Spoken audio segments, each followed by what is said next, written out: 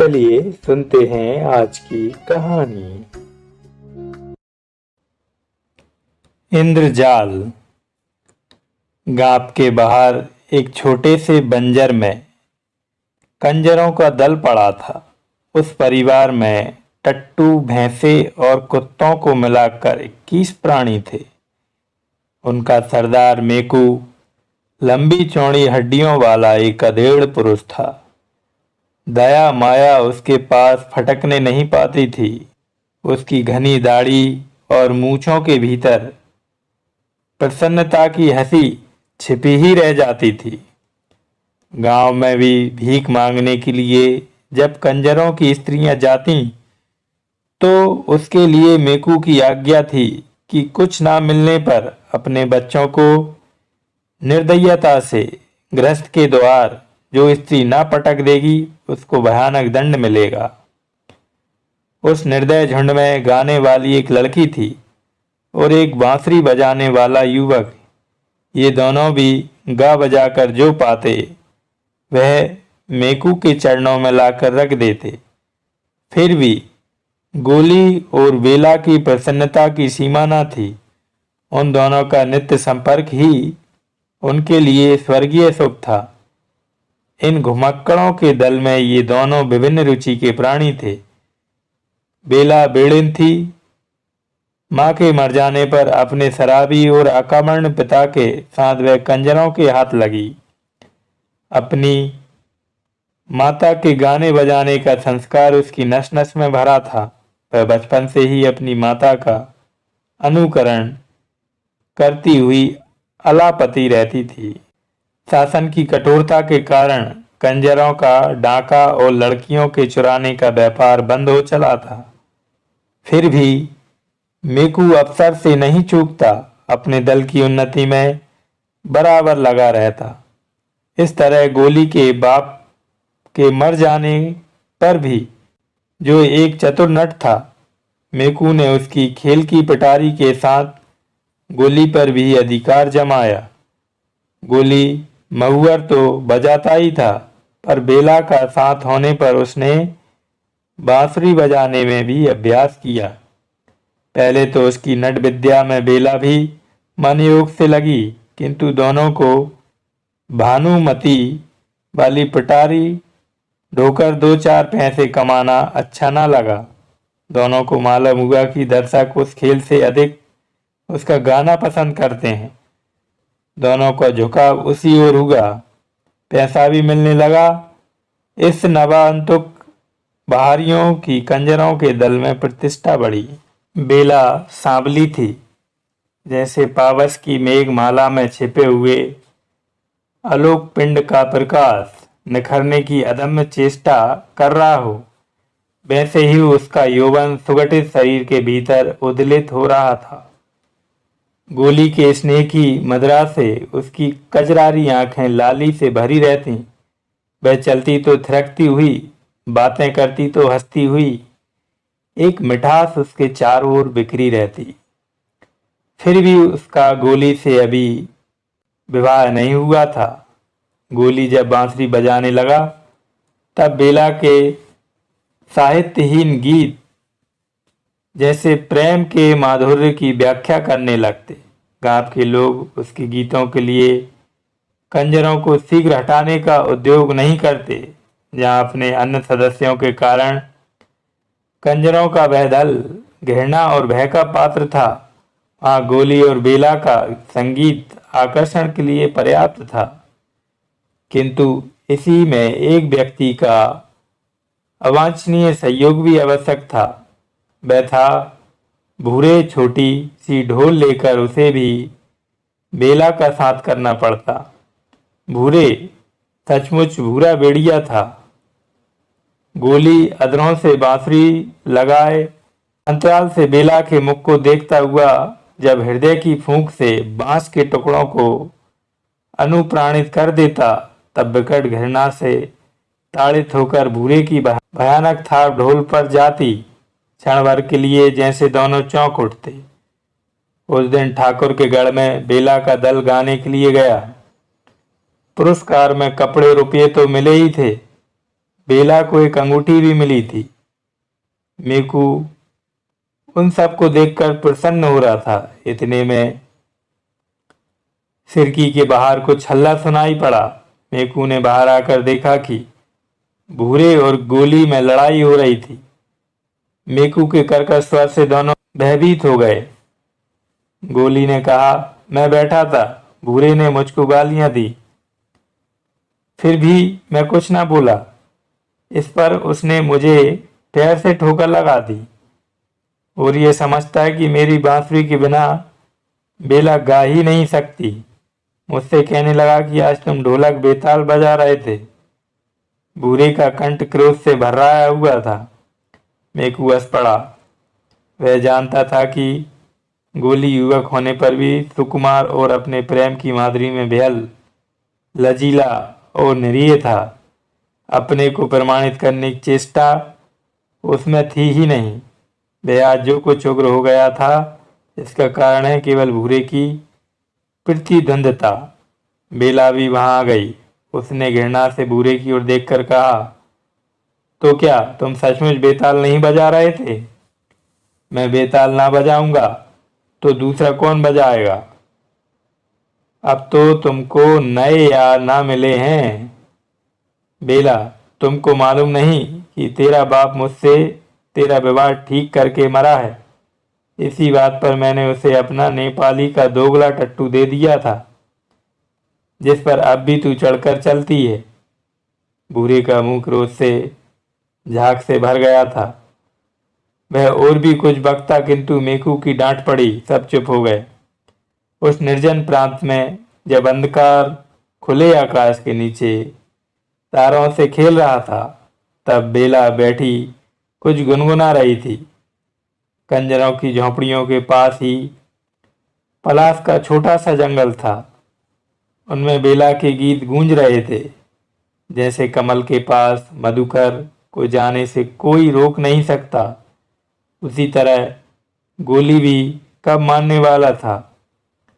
आज उसके निरीह हृदय में संघर्ष के कारण आत्मविश्वास का जन्म हो गया था। अपने प्रेम के लिए, अपने वास्तविक अधिकार के लिए झगड़ने की शक्ति उत्पन्न हो गई थी।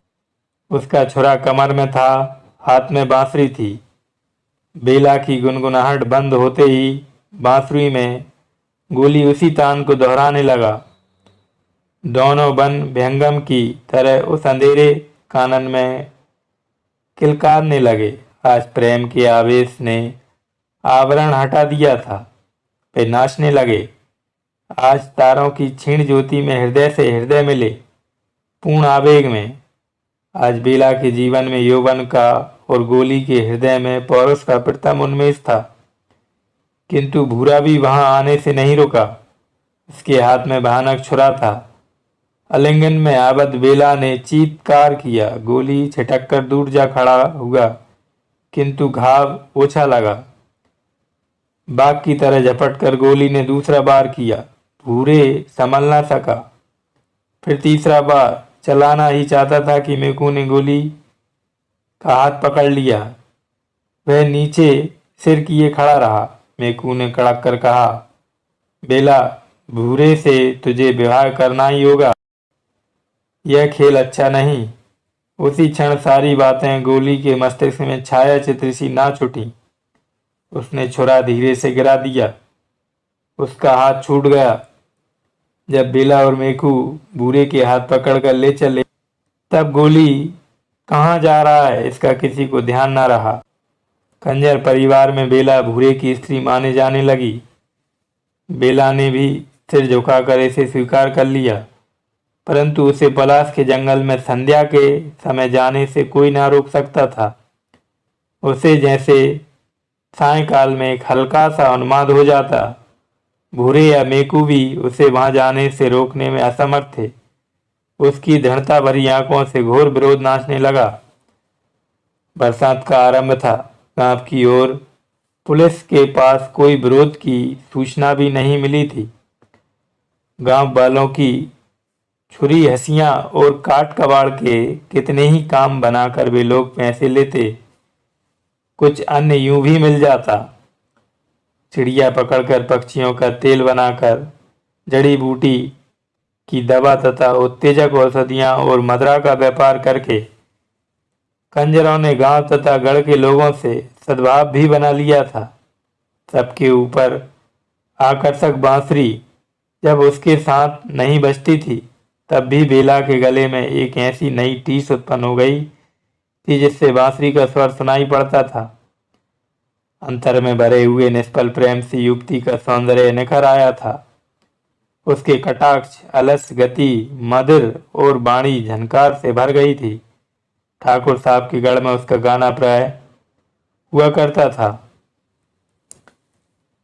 छीट का घाघरा और चोली, उस पर गोटे से टकी हुई ओढ़नी सहज ही खिसकती रहती। कहना ना हुआ कि आधा गांव उसके लिए पागल था। बालक पास से युवक ठीक ठिकाने से और बूढ़े अपनी मर्यादा आदर्शवादिता की रक्षा करते हुए दूर से उसकी तान सुनने के लिए, एक झलक देखने के लिए घात लगाए रहते। गढ़ के चौक में जब उसका गाना जमता तो दूसरा काम करते हुए अनसमकता की आड़ में मनोयोग से और कनखियों से ठाकुर उसे देख लिया करते। मेकू घाक था, उसने ताड़ लिया। उस दिन संगीत बंद होने पर, पुरस्कार मिल जाने पर और भूरे के साथ बेला के गढ़ के बाहर जाने पर भी मेकू वहीं थोड़ी देर खड़ा रहा। ठाकुर ने उसे देखकर पूछा, क्या है सरकार, कुछ कहना है क्या? यह छोकरी इस गांव से जाना नहीं चाहती। उधर पुलिस तंग कर रही है। जाना नहीं चाहती? क्यों? वह तो घूम घाम कर गढ़ में आ जाती है, खाने को मिल जाता है। मेकू आगे की बात चुप होकर कुछ कुछ संकेत भरी मुस्कुराहट से कह देना चाहता था। ठाकुर के मन में हलचल होने लगी। उसे दबाकर प्रतिष्ठा का ध्यान करके ठाकुर ने कहा, तो मैं क्या करूं? सरकार, वह तो सांझ होते ही पलाश के जंगल में अकेली चली जाती है। वहीं बैठी हुई बड़ी रात तक गाना गाया करती है। एक दिन सरकार धमका दें, हम लोग उसे ले देकर आगे कहीं चले जाएं। अच्छा।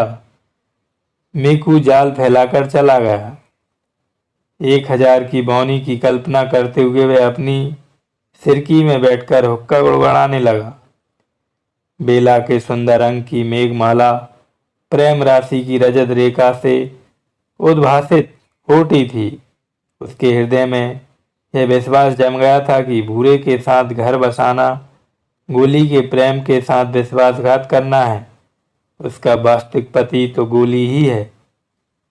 बेला में है उच्छल भावना विकट तांडव करने लगी। उसके हृदय में बसंत का विकास था। जंगल में मलयालिन की गति थी। कंठ में वनस्थली की काकली थी। आंखों में कुसुम उत्सव था और प्रत्येक आंदोलन में परिमल का उद्गार था। उसकी मादकता बरसाती नदी की तरह वेगवती थी। आज उसने अपने जूड़े में जंगली करौंदे के फूलों की माला लपेटकर भरी मस्ती में जंगल की ओर चलने के लिए पैर बढ़ाया तो भूरे ने डांट कर कहा, कहाँ चली? यार के पास, उसने छूटते ही कहा। बेला के सहवास में आने पर अपनी लघुता को जानते हुए महसूस कर भूरे ने कहा, तू खून कराए बिना चैन न लेगी।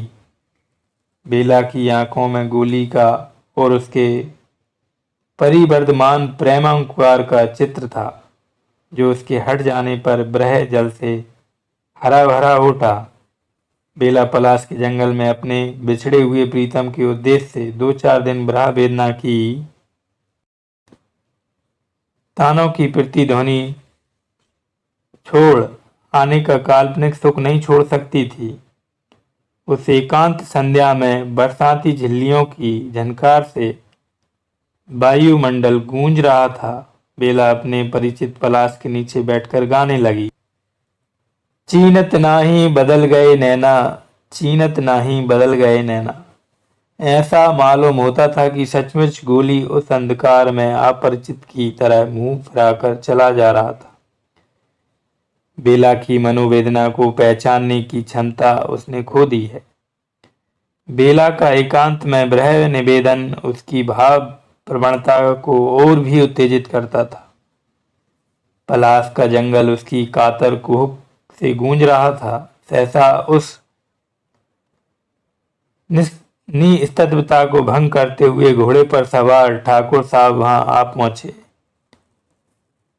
अरे बेला, तू यहाँ क्या कर रही है? बेला की स्वर लहरी रुक गई थी। उसने देखा ठाकुर साहब महत्व का संपूर्ण चित्र कई बार, जिसे उसने अपने मन की असंयत कल्पना में दुर्गम शैल संग समझकर अपने भ्रम पर अपनी हंसी उड़ा चुकी थी। वह सकचुकाकर बोली, खड़ी हो गई और बोली, नहीं, मन में सोच रही थी गोली को छोड़कर भूरे के साथ रहना क्या उचित है, और नहीं तो फिर। ठाकुर ने कहा, तो तुम्हारे साथ कोई नहीं है? कोई जानवर निकल आए तो? बेला खिलखिलाकर हंस पड़ी।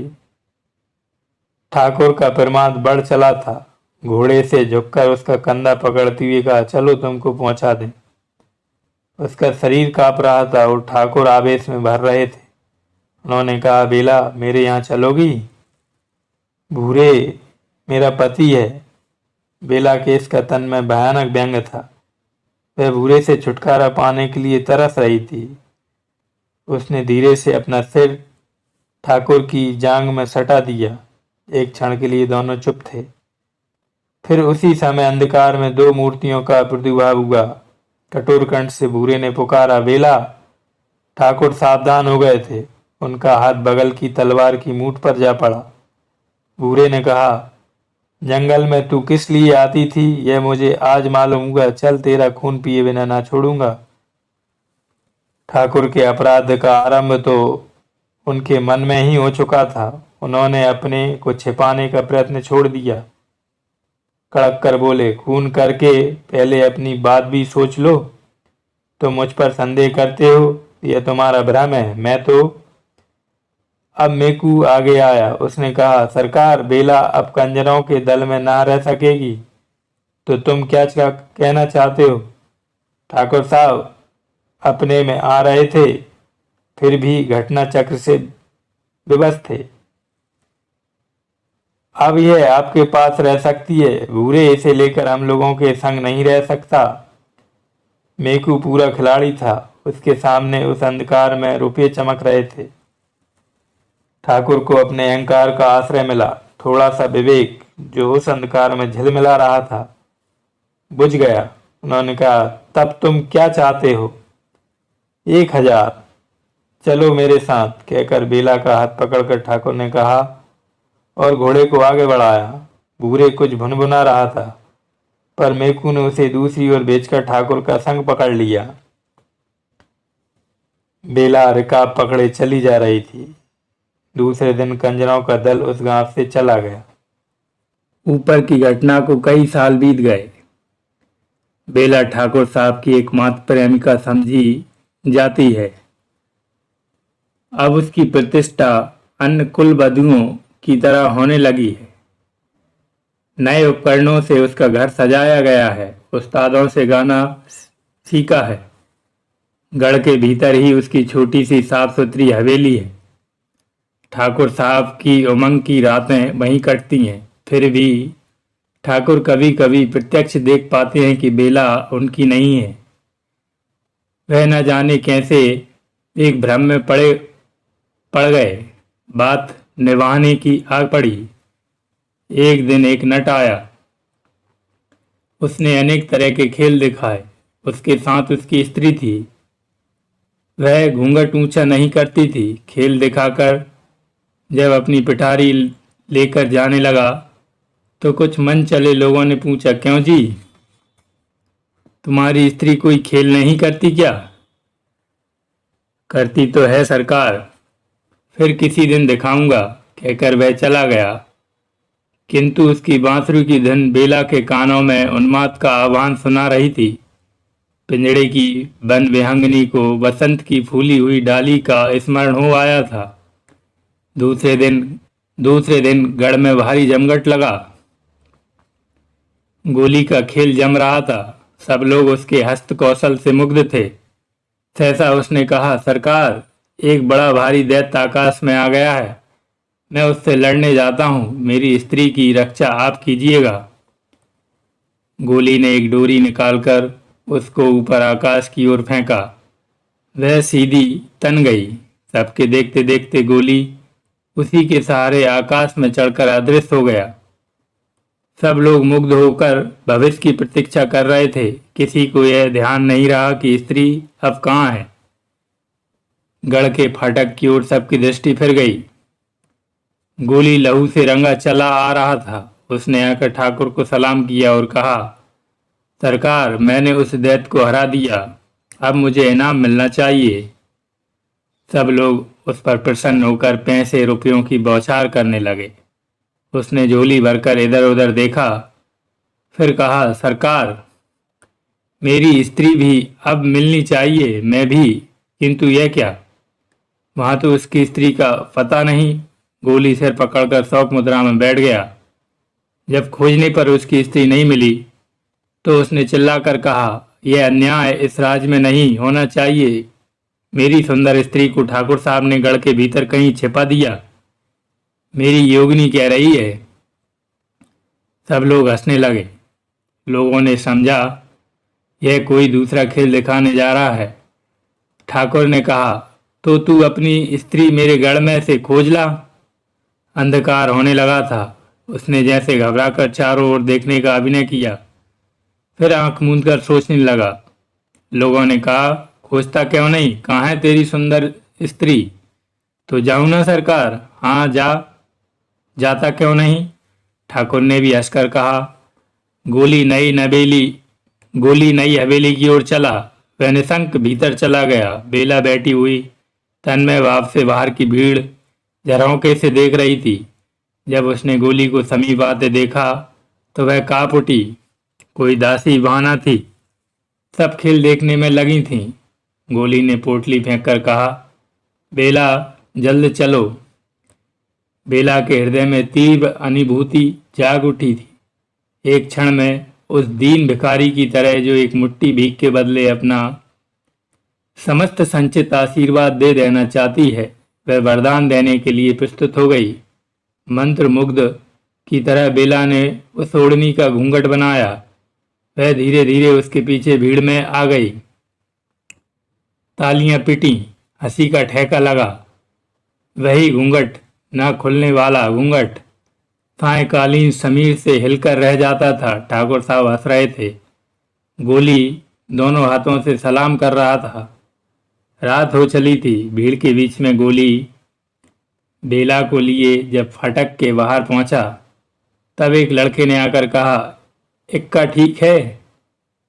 तीनों सीधे उस पर जाकर बैठ गए। इक्का बेग से चल पड़ा। अभी ठाकुर साहब का दरबार जम रहा था और नट के खेलों की प्रशंसा हो रही थी।